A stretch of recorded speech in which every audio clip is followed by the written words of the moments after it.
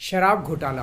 पिछले 2 साल से ये शब्द आपने कई बार सुना होगा। 2 साल से बीजेपी की सारी एजेंसीज कई रेड मार चुकी हैं, कई लोगों को गिरफ्तार कर चुकी हैं, लेकिन अभी तक एक भी पैसे का हेरफेर कहीं नहीं मिला, कहीं से एक भी पैसा नहीं मिला। अगर भ्रष्टाचार वाकई हुआ है तो इतने करोड़ों रुपए गए कहाँ? क्या सारा पैसा हवा में गायब हो गया? सच्चाई ये है कि किसी तरह का कोई भ्रष्टाचार हुआ ही नहीं। अगर होता तो पैसा भी मिलता। ऐसे फर्जी केस में आम आदमी पार्टी के कई नेताओं को इन्होंने अभी तक जेल में रखा हुआ है। किसी के भी खिलाफ कोई सबूत नहीं है, कुछ साबित नहीं हो रहा, खुलेआम गुंडागर्दी चल रही है। किसी को भी पकड़ के जेल में डाल दो। अब बीजेपी मुझे गिरफ्तार करना चाहती है।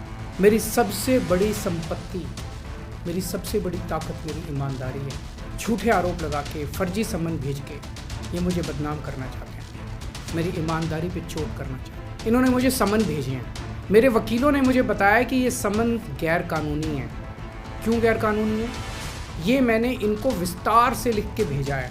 मैंने बताया है कि उनके सम्मन कैसे गैर कानूनी है, लेकिन उन्होंने मेरी एक भी बात का जवाब नहीं दिया। इसका मतलब उनके पास मेरी बातों का जवाब नहीं है। इसका मतलब वे भी मानते हैं कि उनका नोटिस गैर कानूनी है। क्या मुझे एक गैर कानूनी सम्मन का पालन करना चाहिए? अगर कानूनी रूप से सही सम्मन आएगा तो मैं पूरा सहयोग करूँगा। बीजेपी का मकसद जाँच करना तो है ही नहीं। इनका मकसद तो लोकसभा चुनाव में मुझे प्रचार करने से रोकना है। ठीक लोकसभा चुनाव के पहले इन्होंने मुझे सम्मन भेजा। क्यों? इस जांच को चलते 2 साल हो गए। अभी ठीक लोकसभा चुनाव के पहले मुझे क्यों बुलाया जा रहा है? पहले क्यों नहीं बुलाया? सीबीआई ने मेरे को 8 महीने पहले बुलाया था। मैं सीबीआई में गया था, उनके सारे जवाब भी दिए थे। लेकिन अब ये लोग ठीक लोकसभा चुनाव के 2 महीने पहले मुझे बुला रहे हैं। तो बीजेपी का मकसद कोई पूछताछ करना थोड़ी है।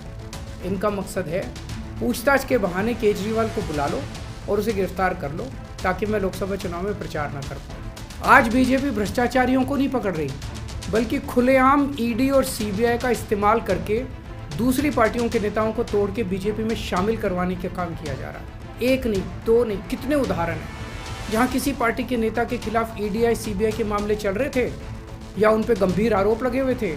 जैसे ही वो नेता बीजेपी में शामिल हुए, उनके सारे पुराने मामले बंद कर दिए गए या ठंडे बस्ते में डाल दिए गए। तो जो इनकी पार्टी ज्वाइन कर लेता है, उसके सारे मामले रफा दफा कर दिए जाते हैं। जो इनकी पार्टी में नहीं जाता, वो जेल जाता है।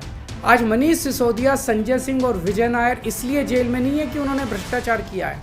वो इसलिए जेल में है क्योंकि उन्होंने बीजेपी में शामिल होने से इनकार कर दिया है। आज हम बीजेपी का मुकाबला क्यों कर पा रहे हैं? क्योंकि हमने कोई भ्रष्टाचार नहीं किया। अगर हमने जरा सा भी गलत काम किया होता तो दूसरे भ्रष्टाचारी नेताओं की तरह आज भी हम बीजेपी में शामिल हो चुके हैं, तो होते आज तक। इस तरह देश के ईमानदार नेताओं को जेल में डाल के और भ्रष्टाचारियों को अपनी पार्टी में शामिल करवा के ऐसे तो देश आगे नहीं बढ़ सकता। ये क्या चल रहा है? ये जो कुछ भी चल रहा है बहुत खतरनाक है। ये हमारे जनतंत्र के लिए बहुत गलत है।